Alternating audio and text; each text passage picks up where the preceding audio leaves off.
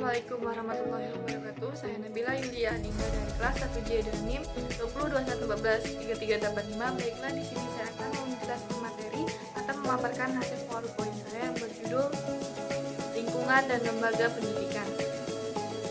Subtema 1. Pengertian lingkungan dan lembaga pendidikan. 2. Bentuk-bentuk lingkungan pendidikan. 3. Bentuk-bentuk lembaga pendidikan. Pengertian lingkungan pendidikan. Secara umum diartikan sebagai kesatuan ruang dengan segala benda, daya, keadaan, dan makhluk hidup, termasuk manusia dan perilakunya, yang mempengaruhi kelangsungan kehidupan dan kesejahteraan manusia dan makhluk hidup lainnya.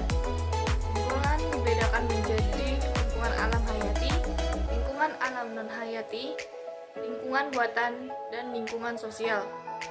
Pendidikan adalah usaha sadar dan terencana untuk mewujudkan suasana belajar dan proses pembelajaran atau pelatihan agar peserta didik secara aktif dapat mengembangkan potensi dirinya supaya memiliki kekuatan spiritual, keagamaan, emosional, pengendalian diri, kepribadian, kecerdasan, akhlak mulia, serta keterampilan yang diperlukan dirinya dan masyarakat. B. Pengertian lembaga pendidikan. Secara umum, lembaga pendidikan merupakan sebuah institusi pendidikan yang menawarkan pendidikan formal mulai dari jenjang prasekolah sampai ke jenjang pendidikan tinggi, baik yang bersifat umum maupun khusus, misalnya sekolah agama atau sekolah luar biasa. Lembaga pendidikan juga merupakan sebuah institusi sosial yang menjadi agen sosialisasi lanjutan setelah lembaga keluarga. Lembaga pendidikan yaitu lembaga yang mempunyai tanggung jawab dan peranan dalam usaha pencapaian tujuan pendidikan, yaitu pendewasaan diri manusia. Bila kita teliti mulai dari masyarakat dan kebudayaan sederhana, maka lembaga-lembaga pendidikan itu meliputi lembaga keluarga, lembaga sekolah, dan lembaga masyarakat. 2. Bentuk-bentuk lingkungan pendidikan. 1. Lingkungan keluarga. Keluarga pengelompokan primer yang terdiri dari sejumlah kecil orang karena hubungan searah. Keluarga itu dapat berbentuk keluarga inti, ayah, ibu, dan anak. Menurut Ki Hajar Dewantara, suasana kehidupan keluarga merupakan tempat yang sebaik-baiknya untuk melakukan pendidikan individual maupun pendidikan sosial. Keluarga merupakan lembaga pendidikan tertua, bersifat informal yang pertama dan utama dialami oleh anak, serta lembaga pendidikan yang bersifat kodrati orang tua, tanggung jawab memelihara, merawat, melindungi, dan mendidik anak agar tumbuh dan berkembang dengan baik.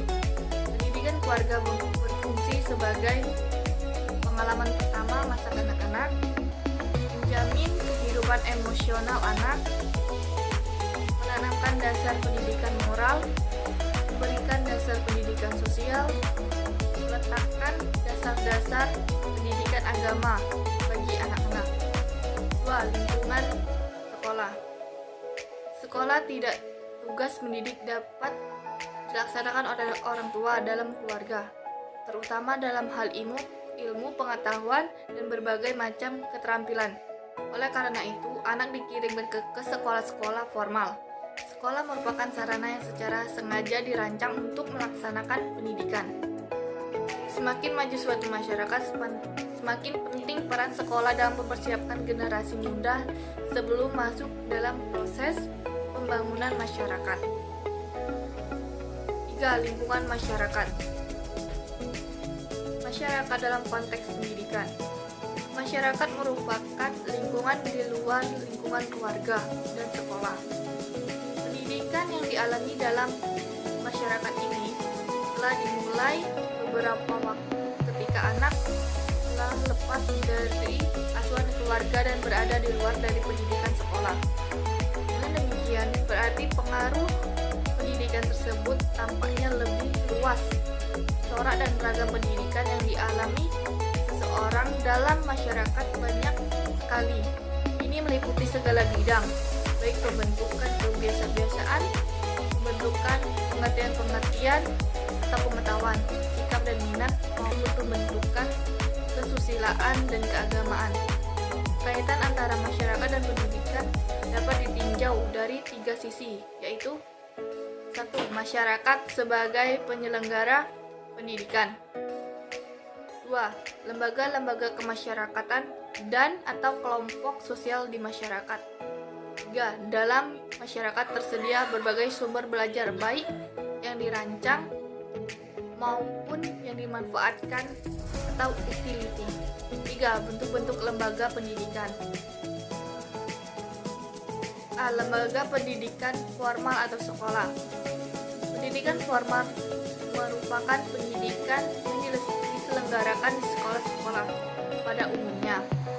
Lembaga pendidikan di sekolah adalah suatu lembaga pendidikan di mana dalam tempat tersebut diadakan kegiatan pendidikan yang secara teratur, sistematis, mempunyai tanggung jawab, perpanjangan dalam kurun waktu tertentu, berlangsung mulai dari pendidikan dasar sampai pendidikan tinggi.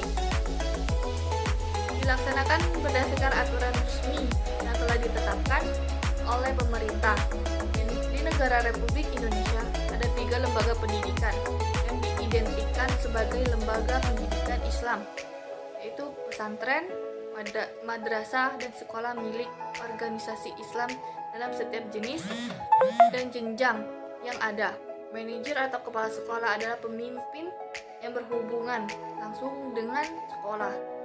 Ia adalah panglima pengawal pendidikan yang melaksanakan fungsi kontrol berbagai pola kegiatan pengajaran pendidikan di dalamnya. B. Lembaga pendidikan non-formal atau kursus keterampilan, kursus bahasa, dan lain-lain. Pendidikan non-formal diselenggarakan bagi warga masyarakat yang memerlukan layanan pendidikan yang berfungsi sebagai pengganti, menambah, dan lengkap. Pendidikan formal dalam rangka mendukung pendidikan sepanjang hayat. Dengan kata lain, pendidikan non-formal berfungsi mengembangkan potensi peserta didik melalui pendidikan kecakapan hidup, pendidikan anak, usia dini, pendidikan kemudaan, pendidikan pemberdayaan perempuan, pendidikan keaksaraan, pendidikan keterampilan dan pelatihan kerja, serta pendidikan lainnya. Ciri-cirinya, pendidikan berlangsung di lingkungan masyarakat. Guru adalah fasilitator yang diperlukan. Tidak ada pembatasan usia, waktu pendidikan yang singkat, dan padat materi. C. Lembaga pendidikan informal atau yang terjadi di keluarga. Pendidikan informal adalah jalur pendidikan keluarga dan lingkungan.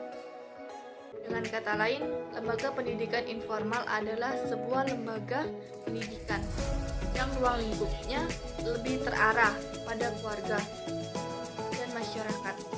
Pendidikan keluarga merupakan pendidikan pertama karena dalam keluarga inilah anak pertama-tama mendapatkan pendidikan dan pembimbingan sebagian dasar-dasar tanggung jawab orang tua terhadap pendidikan anak. 1. Adanya motivasi atau dorongan cinta kasih yang menjiwai hubungan orang tua dan anak. 2. Pemberian motivasi kewajiban moral sebagai konsekuensi nilai-nilai spiritual.